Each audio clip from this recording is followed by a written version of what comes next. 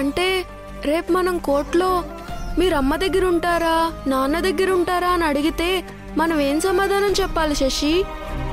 అసలు నువ్వేం చెప్పాలనుకుంటున్నావు రిషి? అదే నాకు అర్థం కావడం లేదు. మమ్మల్ని వదిలిపెట్టి వెళ్ళావు కదా, నాన్నతోనే ఉంటావు కదా నువ్వు. మాట్లాడవేంటి రిషి? ఇంకా నీకు సింధు అమ్మ కరెక్ట్ కాదు అనిపిస్తుందా శశి? ఏంటి నువ్వు మాట్లాడవు?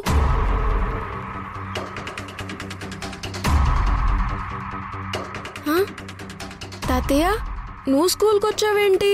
మీకోసమేరా. మాకోసమా? దేనికి తాతయ్య? మీతో ఓ విషయం గురించి పర్సనల్గా మాట్లాడాలి. ఏ విషయం? రేపు కోర్టులో చర్చి గారు మిమ్మల్ని ఏం అడిగినా సరే మీకు నచ్చింది, మీ మనసులో ఉన్నది మాత్రమే బయటికి చెప్పండి.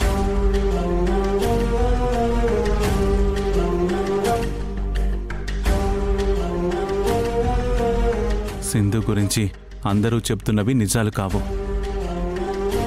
శశి. ఆ విషయం మరీ ముఖ్యంగా నువ్వు తెలుసుకోవాలి.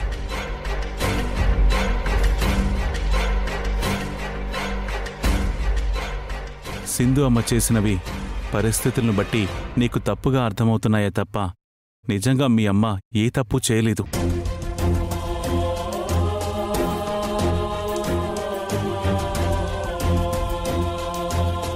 మీ అమ్మ చాలా మంచిది. మీరంటే తనకి ప్రేమ, ప్రాణం. మీ అమ్మ మీకోసమే తప్పిస్తుంది. తనని మీరు బాధ పెట్టకండమ్మా. బాగా ఆలోచించుకుని మీకేం చెప్పాలని ఉంటే అదే చెప్పండి.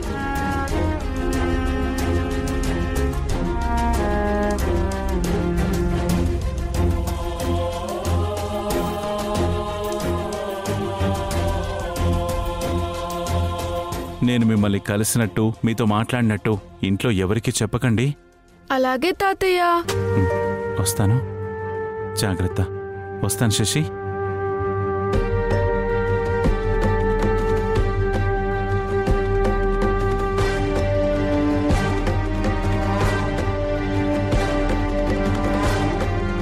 శశి, తాతయ్య చెప్పింది విన్నావు కదా. ఇప్పటికైనా సింధు అమ్మ మీద నీ అభిప్రాయాన్ని మార్చుకుంటావా?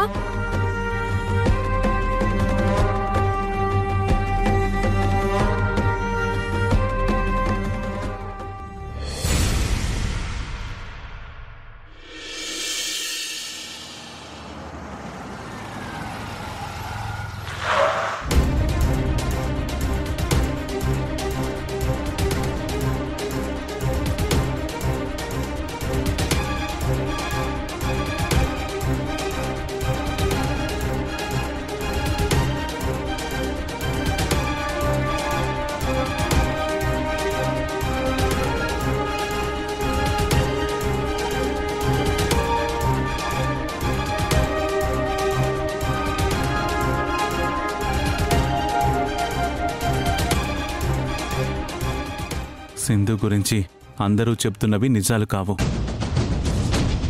శశి. ఆ విషయం మరీ ముఖ్యంగా నువ్వు తెలుసుకోవాలి.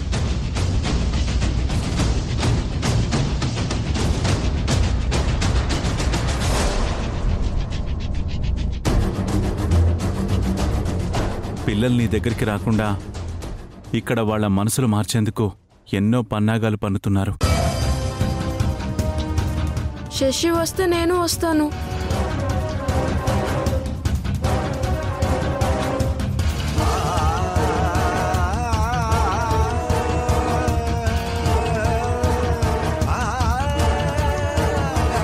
మిమ్మల్ని ఈ అమ్మకు దూరం చేయడం కోసం ఇంట్లో చాలా మంది చాలా పథకాలు రచిస్తున్నారు.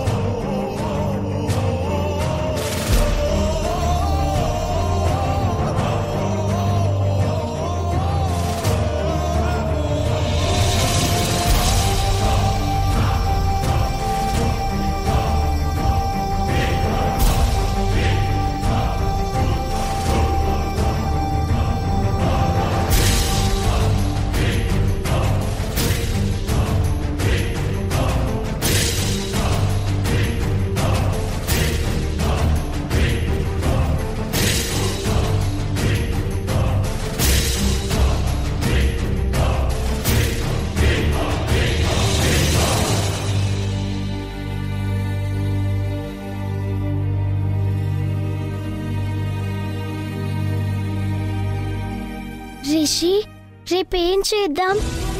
జడ్జి గారు అడిగితే ఏం చెప్దాం? అదే నాకు అర్థం కావడం లేదు శశి. అమ్మ దగ్గర ఉంటామని చెప్తే నాన్న మనతో ఉండడు. పోనీ నాన్న దగ్గరే ఉంటామని చెప్తే అమ్మ మనతో ఉండడానికి నాన్న ఒప్పుకోడు. ఏం చేయాలో తెలియడం లేదు.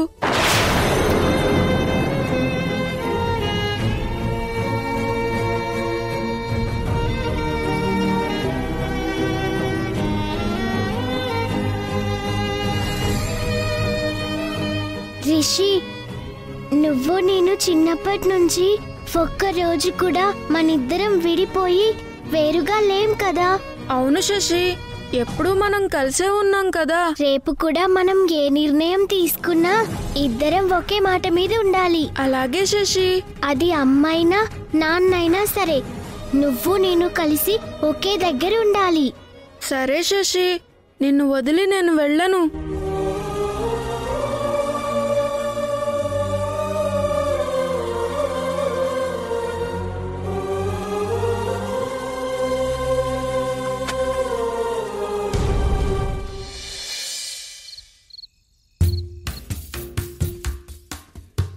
పేగు తెంచుకున్న బంధం జారిపోయేనా, పెంచుకున్న పాసమంతా దూరం మాయేనా.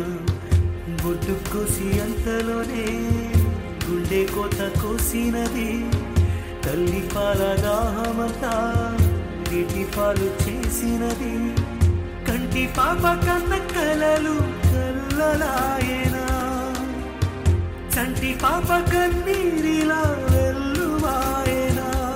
కన్న తల్లితో బిడ్డ రుణం తీరిపోయేనా, కలికాల విల్ల కూరలు దించిపోయేనా. సింధు, ఇంకా పడుకోలేదా? రేపు కేసు హియరింగ్ ఉంది. మనం రేపు ఎర్లీగా వెళ్ళాలి. నువ్వు త్వరగా పడుకో. నిద్ర రావడం లేదక్కా. ఏ పిల్లల కోసం అయితే నేను పోరాడుతున్నానో ఆ పిల్లలే ఈ అమ్మకు వ్యతిరేకంగా ఉన్నారు అని తెలిస్తే ఎలా నిద్రొస్తుందక్కా? ఏమైంది? మార్నింగ్ స్కూల్ దగ్గర రిషి శశిని కలిసి మాట్లాడదామని వెళ్ళాను.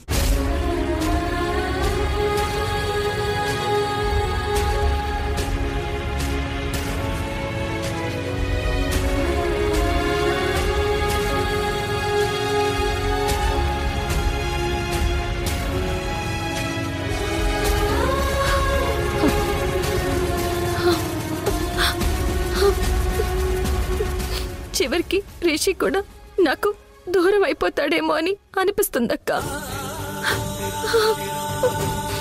ఇదంతా యష్ పిల్లలతో ఆడుతున్న మైండ్ గేమ్ సింధు. భార్యాభర్తల బంధాన్ని ఎలాగూ తెంచేశాడు. కనీసం తల్లి బిడ్డల బంధాన్నైనా గుర్తిస్తాడనుకుంటే అది లేదు. బంధం విలువ తెలియని వాళ్ళని భార్యగా, అమ్మగా నీ స్థానం ఎంత గొప్పదైనా వాళ్ళు గుర్తించలేరు. మనసు విలువ తెలియని వాళ్ళని నీ మనసు ఎంత మంచిదైనా పట్టించుకోరు. నీ పిల్లల గురించి నువ్వెక్కువగా ఆలోచించి నీ మనసు పాడు చేసుకోకు. ఆ రిషి, శశి చిన్నపిల్లలు. ఈ వయసులో వాళ్ళకి సొంతంగా నిర్ణయాలు తీసుకోవడం తెలీదు.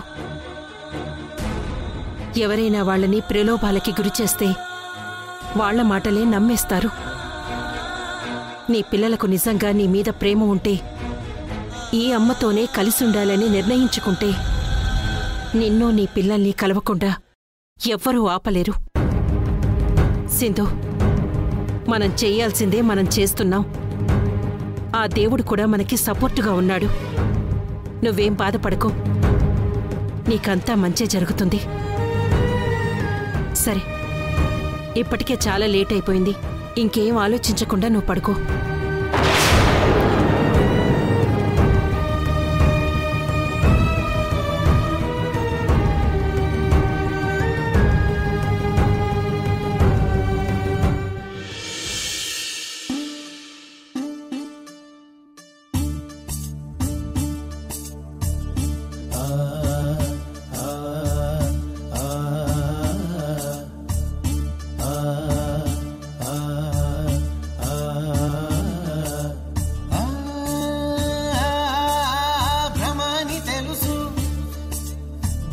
అని తెలుసు, బతుకంటే బొమ్మల ఆట అని తెలుసు, కథ అని తెలుసు, కథ అని తెలుసు, కథలన్నీ కంచికే చేరునని తెలుసు, తెలుసు తెర తొడుగుతుందని, తెలుసు తెల్లారుతుందని, తెలుసు ఈ కట్టె పుట్టుకుమంటదని, తెలుసు ఈ మట్టి మట్టిలో కలిసిపోతదని, ఎన్ని తెలిసి రకాటంలో పడిపోతావు ఎందుకని మాయా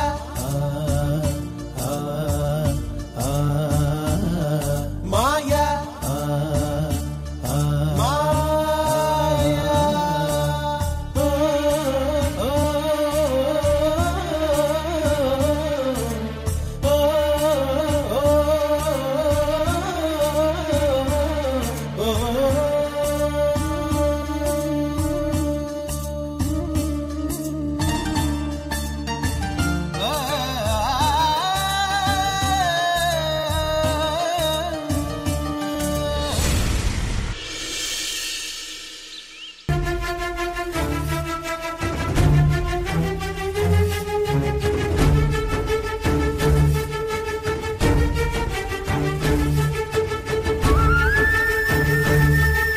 సింధు, ఎందుకు టెన్షన్ పడుతున్నావు? నా పిల్లల గురించి అక్క. జడ్జి గారి ముందు ఈ అమ్మ దగ్గరే ఉంటామని వాళ్ళు చెప్తారో లేదో అన్న భయం. తప్పకుండా ఈ అమ్మ దగ్గరే ఉంటామని చెప్తారు. అసలు నువ్వేం భయపడకు. నా భయం పిల్లల గురించి కాదక్క, యశ్ వాళ్ళ అమ్మ గురించి. కేసు గెలిచిన రోజు కోర్టు బయట ఏమందో మర్చిపోయావా?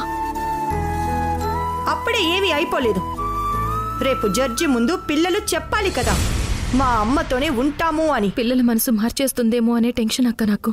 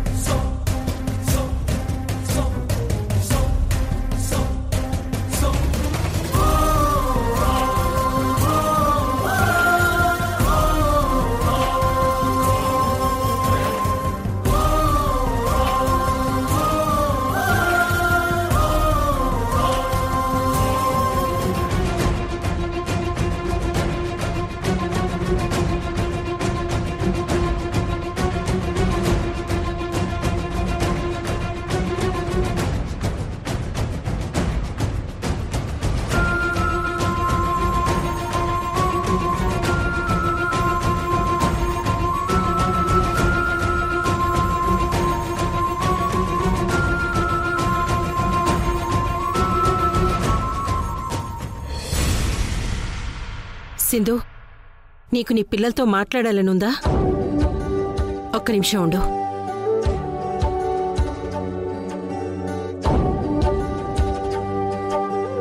సింధు ఒకసారి తన పిల్లలతో మాట్లాడాలనుకుంటుంది. పిల్లల్ని పంపించండి. ఎందుకు? జడ్జి గారి ముందు నాతోనే ఉంటానని చెప్పండి పిల్లలకి నూరిపోయటానికా? ఏమీ అక్కర్లేదు. ఏదైనా సరే పిల్లలతో జడ్జి గారు మాట్లాడడం అయిన తర్వాతే.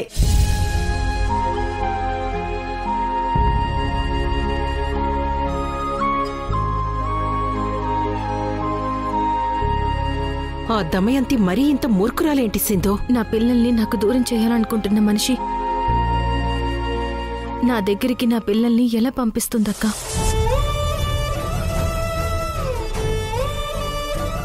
ఈరోజు నా జీవితం ఎలాంటి మలుపు తిరగబోతోందో నాకు అర్థం కావడం లేదక్క.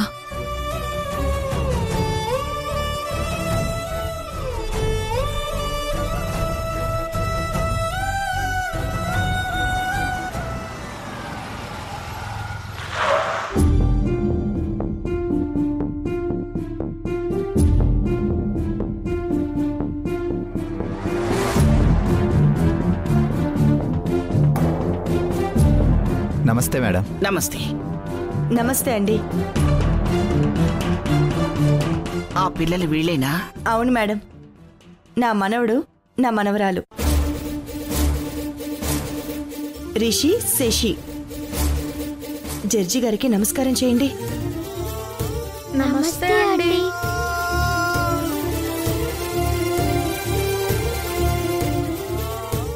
నమస్తే మేడం. నమస్తే మేడం. కంగ్రాచులేషన్స్ సింధు.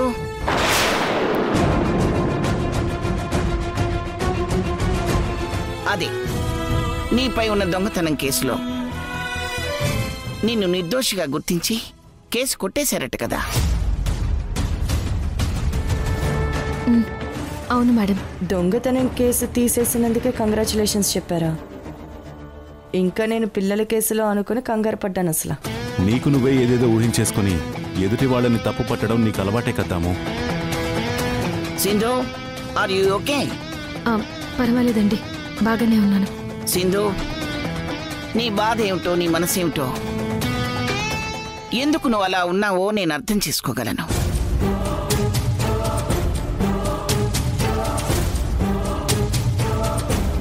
నువ్వేం అధైర్యపడకు. పిల్లల విషయంలో నీకంతా మంచి జరుగుతుందని నేను ఎక్స్పెక్ట్ చేస్తున్నాను.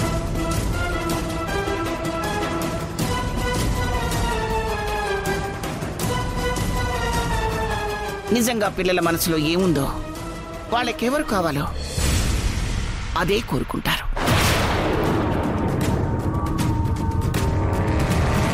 వాళ్ళ ఇష్టానికి తగ్గట్టుగా మనం నడుచుకోవాలి.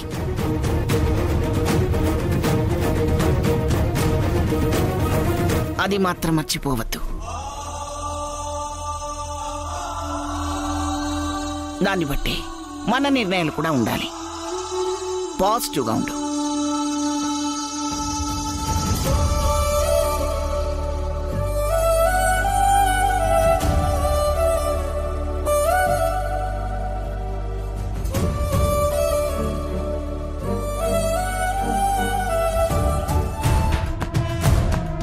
జడ్జి గారు మిమ్మల్ని అందరినీ లోపలికి రమ్మంటున్నారు.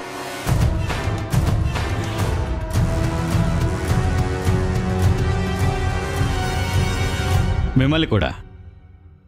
రాసిందు.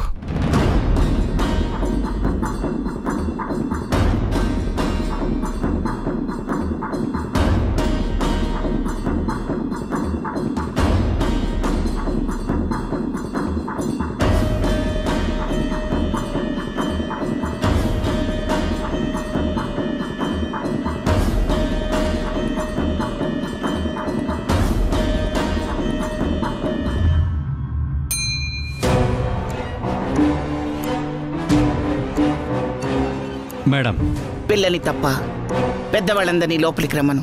అలాగే మేడం.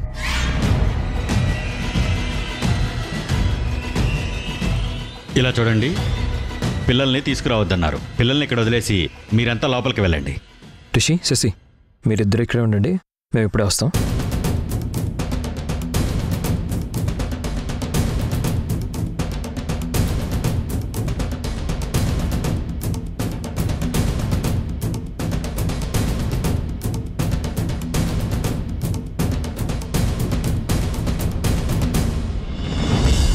నమస్తే మేడం. నమస్తే, కూర్చోండి.